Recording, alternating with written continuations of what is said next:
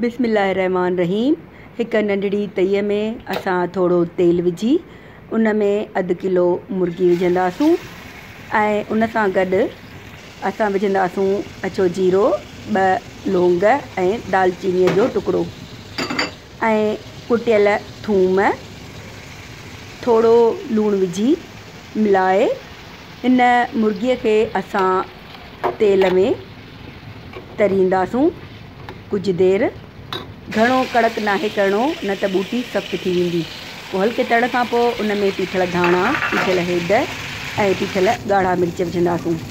थोरो तरे उन में शामिलु कंदासूं 2 कटियल टमाटा।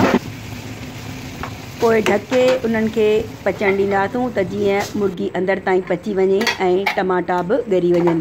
जॾहिं टमाटा तेल छॾनि ऐं ॻरी वञनि पोइ इन में शामिलु कंदासूं असां 1 चमिचो दहीअ जो, त जीअं थोड़ी मुर्गीअ में खटास थिए ऐं ग्रेवी यानी रस बि थोड़ी वधीक थिए।